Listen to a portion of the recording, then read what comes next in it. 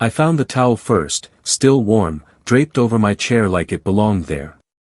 The house smelled wrong, not perfume, but chlorine and heat, and something careless. I stood in the doorway, briefcase cutting into my palm, listening to water lap against the tile in the backyard. A laugh followed, deep and alone, a man's laugh, loose and entitled, echoing off the walls I paid for. I didn't rush. I never rush when something matters. I walked to the glass doors and watched my life move without me. He swam laps in my pool. My wife sat at the edge, feet in the water, wedding ring flashing in the sun like a joke that had learned to smile. That was the moment the noise inside me went quiet. Shock has a way of doing that. It presses pause. It gives you clarity before it gives you pain. I set my briefcase down and locked the door behind me. Not to trap them, to keep myself steady. We built this place together. Chose the tiles. Argued about the depth of the pool. She wanted shallow. I wanted something you could disappear into. We compromised. That's what love looked like back then. Measured concessions and future plans. I remembered the first night we swam here. Moonlight. Her laugh breaking the surface. She said, "This is ours." I believed her. I believed everything. That's the dangerous part of love. It hands over the keys. There were signs. There are always signs. The late mornings. The sudden interest in fitness. The way she stopped asking how my day was and started telling me how tired she felt. The phone angled away. The passwords changed, for security. I told myself I was paranoid. I told myself trust is a muscle. You use it or it atrophies. I didn't know it could snap. Suspicion doesn't scream. It whispers. It asks questions you don't want to answer. Why was the pool cleaner running at odd hours? Why did the gardener mention the other guy without knowing he had said too much? Why did the house feel lived in when I wasn't there?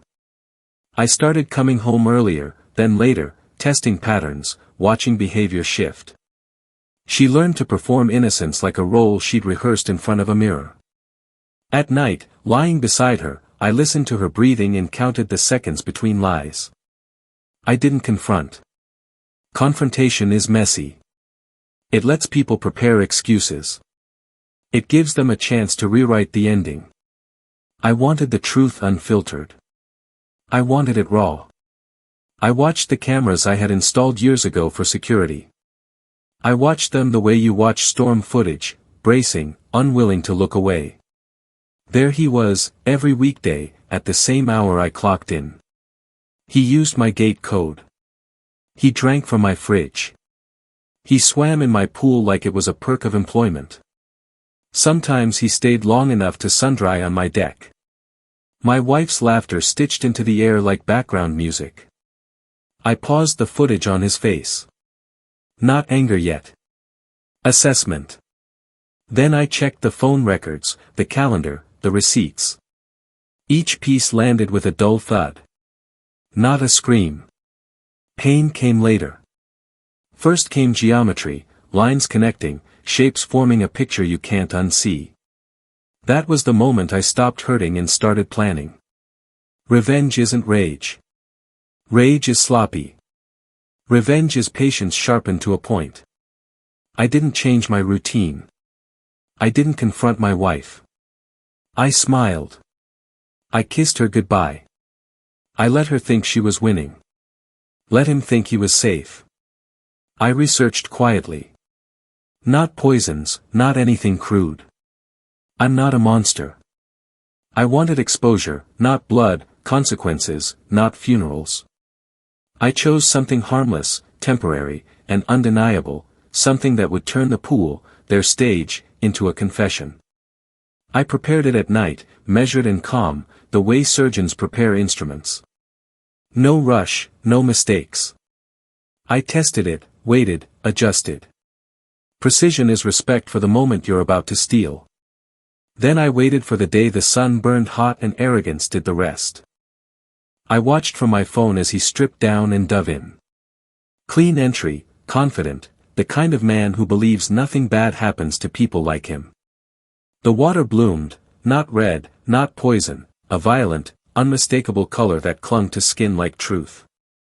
He surfaced screaming, thrashing, hands clawing at his face as if he could scrape the evidence off.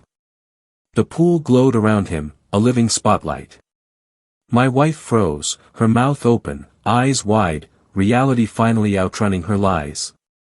Neighbors came out, phones lifted, questions flew.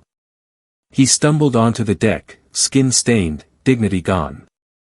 He tried to laugh it off. He tried to explain. Explanations drown when the visuals are louder.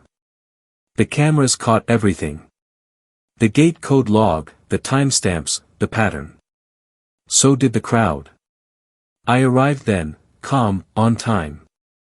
I walked through the gate like I owned the place, because I did. No shouting, no swinging fists. I looked at him, then at her, then at the pool. I wondered who was using it, I said. Short sentence. Perfect aim. The color kept spreading. The silence grew teeth. They scattered like roaches when the lights come on, the neighbor who loved gossip, the one who loved filming, the one who loved pretending nothing was wrong. Evidence travels faster than apologies. She tried to talk. She always did. I handed her the folder instead. Divorce papers. Logs. Still frames. A timeline that didn't argue back. I didn't raise my voice. I didn't need to. Control had already returned to me, quiet and absolute. He never came back. He didn't need to. Everyone knew. His reputation peeled off him in layers, and there's no filter for that. The pool drained overnight. I watched the color spiral down the drain, taking their secret with it.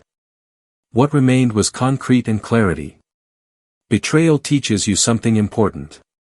Love is trust extended. Revenge is trust reclaimed. I don't celebrate what I did. I understand it. I chose exposure over destruction. Truth over fury. I stayed cold, so the lesson stayed hot. Some people think revenge is about hurting others. They're wrong. It's about refusing to be the one who bleeds. Quietly.